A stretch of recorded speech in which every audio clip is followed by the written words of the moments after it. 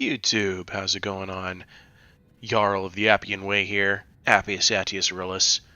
I've been given a couple of replays that I'm very fascinated to look at. Let's go ahead and start with this one, because I think this one is more likely to work. This is Ratman playing as the Empire versus Shadow High Elves. Now, the player who submitted this, he calls it line and column. He says he took some inspiration from some old, late Renaissance, early classical warfare called the shot and pike formation. Let's just go ahead and check this out. So he's playing his Empire here. He's taken 4 units of spearmen, some of them with XP, 3 units of swordsmen, 4 units of handgunners, 3 Reichsguard, and a steam tank, General of the Empire, and a Bright Wizard. I actually really like that army. I feel like you have a lot of tools to get things done. I worry about, the longevity of your infantry, but not when you have the Reichsguard to really handle some anti-infantry, anti-armor work. And then I don't see much anti-large other than the spearmen, but I mean, honestly, you don't want spearmen for that. But thankfully, he's going up against probably only one dragon is the good news with Shadow. Let's go ahead and take a look at their playlist. Playlist, army list. Okay, this one's going to be a pretty quick one, so I'm looking forward to it. So we have 1, 2, 3, 4, 5, 6 Lothern Sea Guard, gnarly. 1, 2 Spearmen, 3 White Lions of Chase. Their Lord is Techless. We do have a Noble on a Great Eagle. It's a unique choice. And 1 unit of Phoenix Guard. All ready for the deployment. We have 2 units of Reichsguard back here in the woods, hidden, which is great news for him. And the other unit open on the flank, but well away from the enemy army. And now the deployed formation that he's used here is a little bit of a checkerboard. And I like this a lot for Empire. This gives you clear lanes of fire to use dead ahead for your handgunners, and also gives you some opportunity to try and move your forces forward and get some flank shots. So he's put his spearmen on the flanks and 2 in the back, and then he also happens to have the 3 swordsmen in the center. So here comes the spell right away. Doomflock, I believe. Yes, it is, and it's the upgraded version. So he's going to pull some hit points off of these units. Not a lot, but just enough. And this is a shifted battle line. Did you see what he did there? So he started off facing this way, right? And he had his cavalry come down the hill like this. And then he immediately backed up and rotated and did one of these numbers. Kind of, if you watch my camera angle, he went from facing this way to facing this way. And what does that do for the opponent?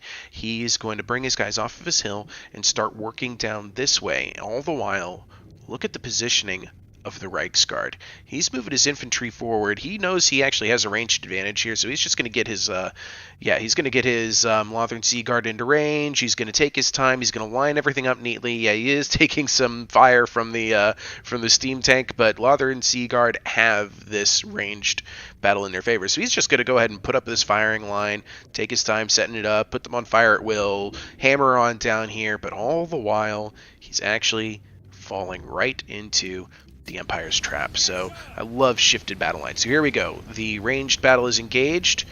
High Elves infantry are actually moving forward. I figured they'd actually hang back for a bit and try to trade some shots, but I guess why not? And sure enough, here comes a burning head from the Bright Wizard. You're gonna sit there? All right, fine. I'll make you pay for it. But hey, I got one of those too. Eat a fiery convocation.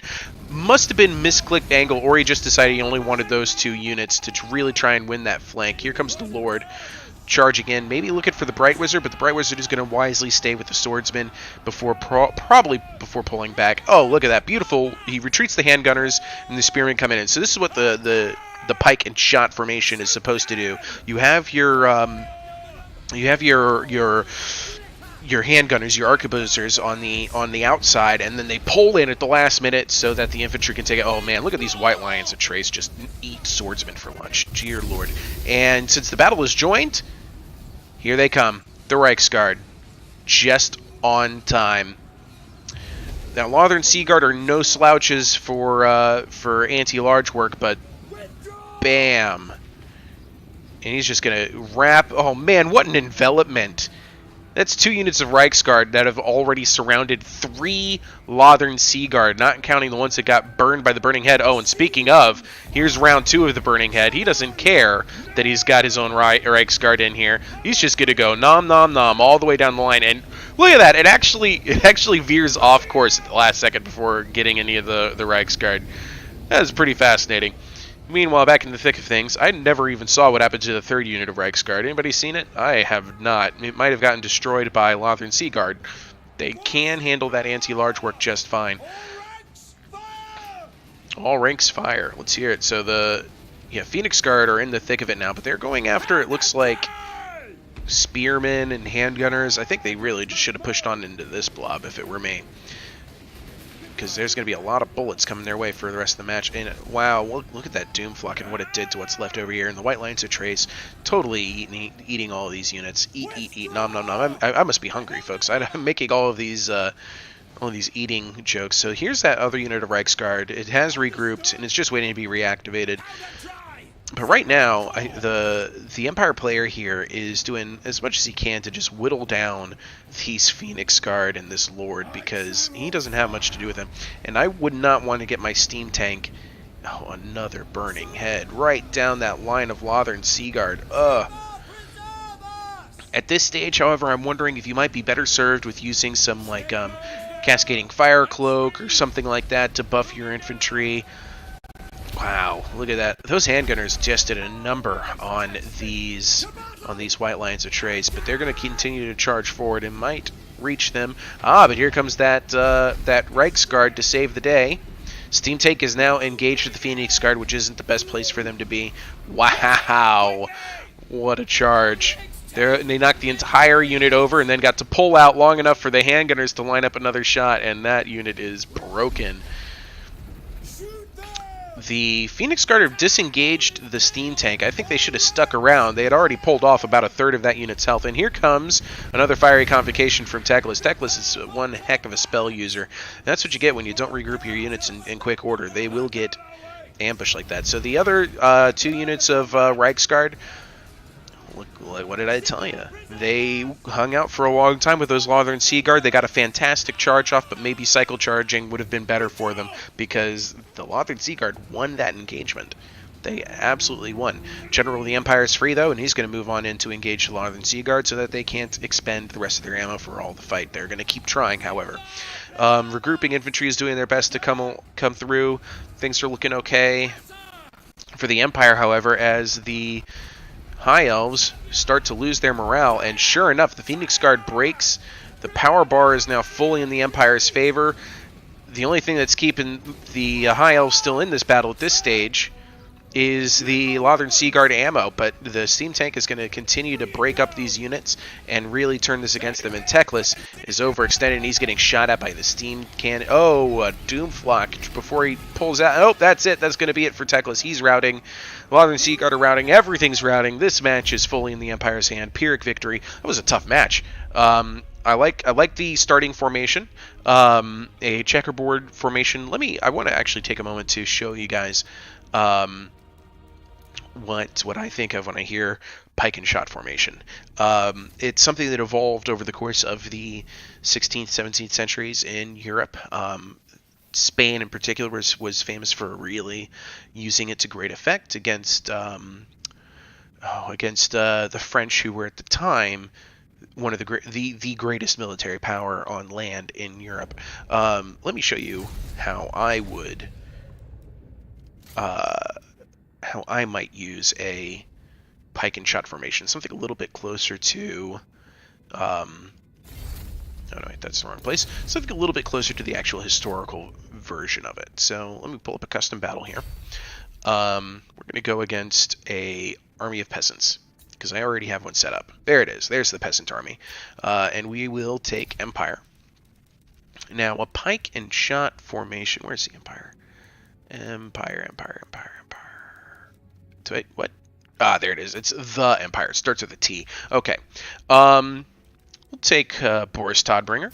He's going to be the colonel of this formation, because in the Spanish formations. I think it was a very Spanish name for it, but I can't remember exactly. But it was like a colonelaria or something like that, and it was led by a colonel.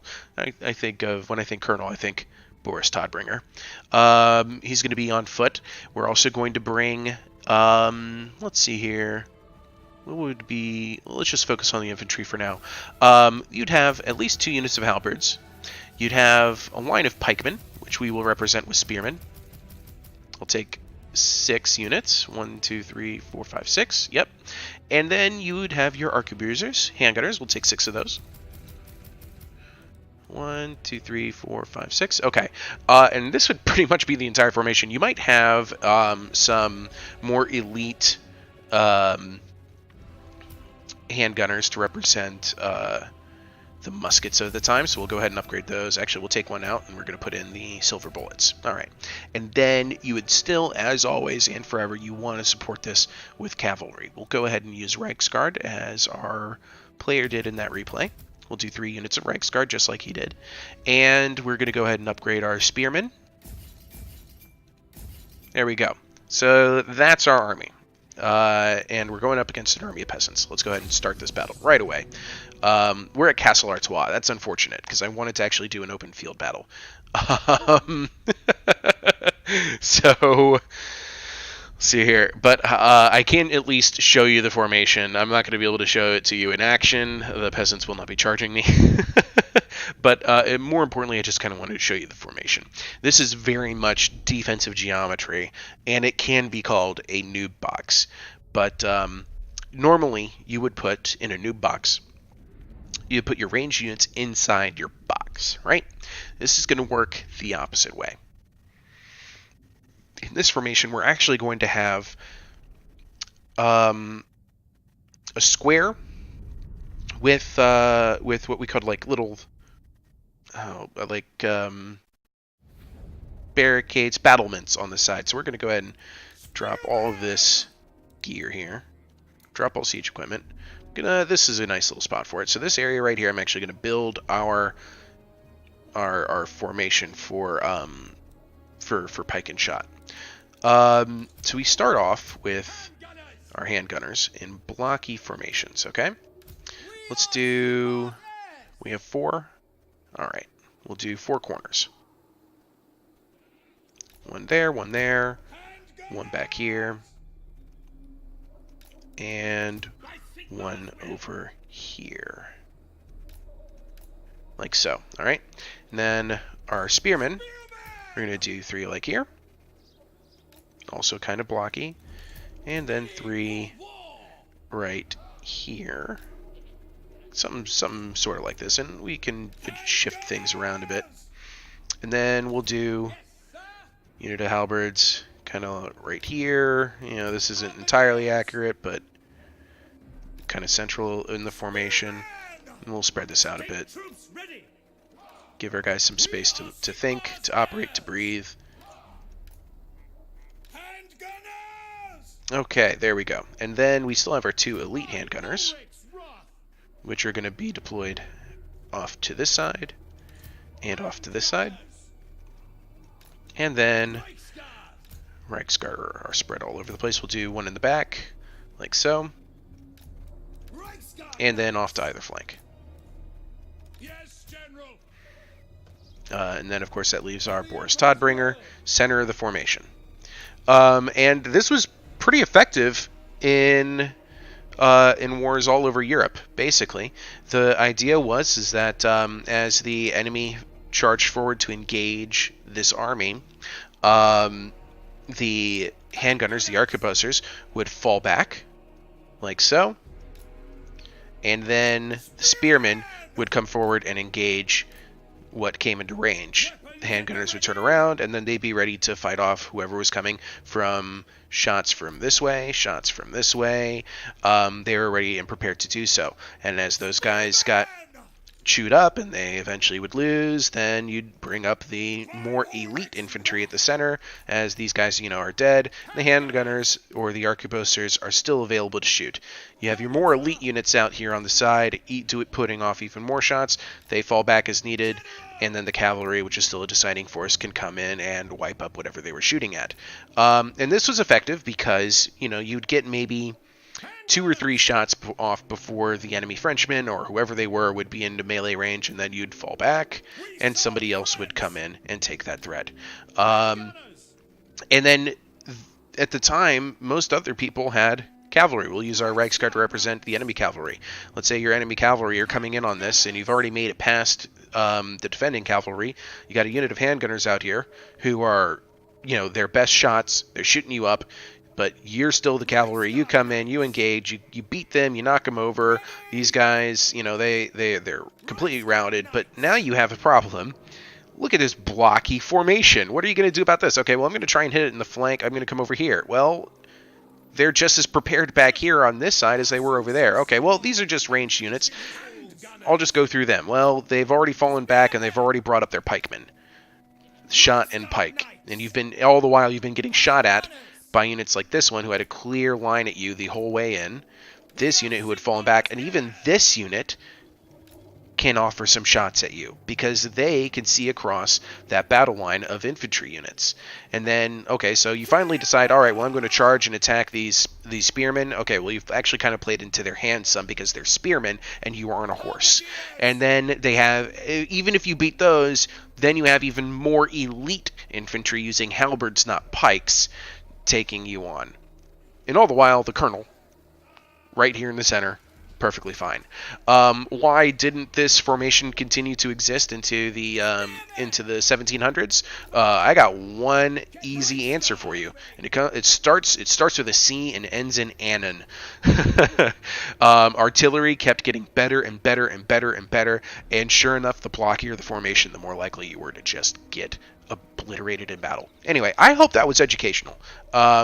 I thought it was very interesting watching that replay, and I hope you learned a little bit about the shot and pike formation. If you want to try using it in Warhammer, please make sure that your opponent doesn't have artillery. Flame cannons, Hellstorm rocket batteries, organ guns. They will eat this formation for lunch. So don't do it. But it could be interesting. If you think you can pull it off and you think you found an enemy that it would work against, I want to see those replays. I think it'd be fantastic to watch. You have a really nice, big, large mass formation. Maybe you can make it work. Maybe you want to throw in some Jade Wizard for some Earthblood. I want to see it happen, and maybe actually try it in Chaos. I think Chaos would be a good faction for this as well. Anyway, I hope that was educational. Please, if you liked it, go ahead and share it out to other people, see what they have to say about it, all right? Thank you very much for your time. You have a great day.